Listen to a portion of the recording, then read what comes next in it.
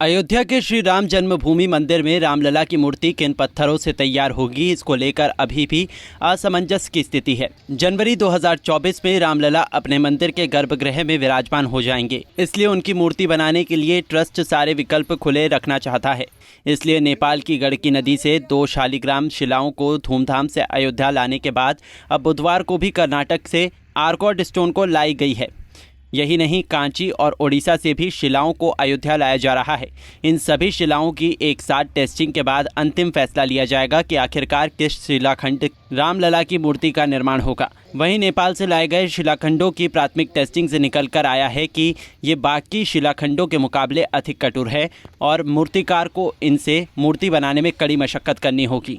जैसे दक्षिण भारत में है तो दक्षिण भारत में ब्लैक रंग की मूर्ति बनती है, अधिकतर काले रंग के स्टोन की मूर्ति बनती है। वो आर्कोट स्टोन होता है, उसको वहाँ पर अधिकतर मूर्ति बनाते हैं। तो वहाँ से भी आ रहा है। कर्नाटक से 2 शिलाएँ आई हैं, अभी कांची से भी आएंगी, उड़ीसा से भी आएंगी। और मूर्तिकार जो है फिर उसमें से आकलन करके और फिर किसमें से क्या कौन सा अच्छा स्वरूप निकल सकता है तो फिर उसका निर्णय करेंगे। ये सब उसी से उसके लिए आ रहे हैं, है ना। इन्हीं में से सब में से आकलन होकर के इन्हीं में से निर्णय होगा। ये मूर्ति बनाएगा कौन और इसका वो मूर्ति का अभी सब चीज़ें गर्भ में है और विचार के में चल रही हैं। उसका निर्णय होना बाकी है। तो ये हो जाएगा हफ्ते 10 दिन के अंदर में सब कुछ हो जाएगा। ये सारे पत्थरों की टेस्टिंग करने के लिए कौन सी टीम आएगी जो जिनका नाम तय हो जाएगा वो आएंगे, वो करेंगे, है ना। कई लोग आ रहे हैं, अपने अपना प्रस्ताव लेकर के आ रहे हैं। बता दें कि रामलला की मूर्ति बनाने के लिए भले ही अलग अलग स्थानों से स्टोन मंगाए जा रहे हों, लेकिन रामलला की मूर्ति निर्माण के लिए अभी तक नेपाल से लाए गए शालिग्राम पत्थर ही पहली पसंद है। राम मंदिर निर्माण की निगरानी कर रहे विश्व हिंदू परिषद ने साफ कर दिया है कि नेपाल से इन पत्थरों को इस भावना से लाया गया है कि ये विष्णु के अवतार हैं और अगर इनसे रामलला के बाल स्वरूप की मूर्ति बनाई जाएगी तो वो सीधा सीधा स्वयं भगवान की मूर्ति की स्थापना होगी। वहीं नेपाल से अयोध्या पहुँचने तक जिस प्रकार उसका पूजन और लोग उमड़े, ये सब भी विश्व हिंदू परिषद समेत मंदिर निर्माण से जुड़े सभी के जहन में है। नेपाल के कृष्णा गंडकी से 2 शिलाएं आई है पहले 1 फरवरी को। वो तो इस भावना से आई हैं कि भगवान विष्णु के अवतार है और कृष्णा गंडकी में जो मिलने वाला शालिग्राम है वो भी विष्णु का रूप माना जाता है। तो इसलिए उसमें से मूर्ति अगर भगवान के बाल रूप का अवतार होगा तो साक्षात वो सीधा स्वयंभू देवता के रूप में ही स्थापित होगा।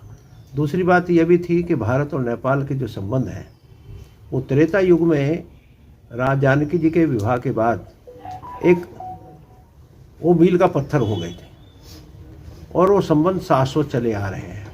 अयोध्या में रामलला की मूर्ति बनाने के लिए नेपाल से लाया गया पत्थर ही पहली पसंद है। ऐसा हम क्यों कह रहे हैं तो अक्सर कहा जाता है कि बहुत सी बातें इशारों में कही जाती हैं और विश्व हिंदू परिषद का इशारा समझिए।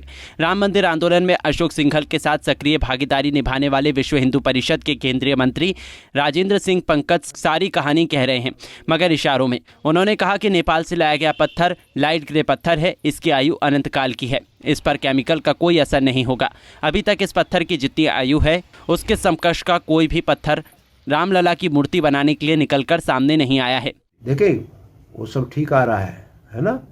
ये तो आया ही लाइट ग्रे के रूप में, लाइट ग्रे ये पत्थर है और इसकी आयु अनंत काल की है, इस पर केमिकल का कोई असर नहीं होगा। इसलिए ये तो लाखों वर्ष इसकी आयु है। कोई भी पत्थर इसके मुकाबले आयु के मुकाबले में ऐसा नहीं निकल कर आ सकता। आपको बता दें कि श्री राम जन्मभूमि में मूर्ति निर्माण के लिए बहुत सारे शिलाखंडों की जरूरत पड़ने वाली है। गर्भगृह में विराजमान होने वाले रामलला की मूर्ति के अतिरिक्त प्रथम तल पर राम दरबार की भी स्थापना की जाएगी, जिसमें भी पत्थरों से अलग अलग मूर्तियां बनाई जानी हैं। इसलिए जिन पत्थरों का उपयोग रामलला की मूर्ति बनाने के लिए होगा उसके अतिरिक्त लाई जा रहे पत्थरों से राम दरबार और अतिरिक्त मूर्तियों की स्थापना होगी। यही मूर्तियां राम मंदिर परिसर के चारों तरफ बनाए जाने वाले परकोटे के भीतर अन्य मंदिरों में स्थापित की जाएगी, जिसमें निषाद, राज, जटायु, शबरी समेत कई मंदिर होंगे। फिलहाल किन पत्थरों से कौन सी मूर्ति तैयार की जाएगी, इस बारे में जल्द ही विशेषज्ञों की एक टीम अयोध्या आएगी और सारे स्थानों से आए हुए पत्थरों का निरीक्षण करेगी और उसी के बाद कोई अंतिम निर्णय लिया जाएगा। मगर सूत्रों की माने तो राम मंदिर ट्रस्ट की पहली पसंद अभी भी नेपाल से लाए गए शालिग्राम पत्थर हैं, जिनसे रामलला की मूर्ति बनाए जाने की अटकलें भी तेज है। पंजाब केसरी टीवी के लिए अयोध्या से संजीव आजाद की रिपोर्ट। हमसे जुड़े रहने के लिए हमारे YouTube चैनल को सब्सक्राइब करें और नई वीडियो की नोटिफिकेशन के लिए बेल आइकॉन को दबाएं। अगर आप ये वीडियो Facebook पर देख रहे हैं तो लाइक जरूर करें और ज्यादा से ज्यादा शेयर करें। धन्यवाद।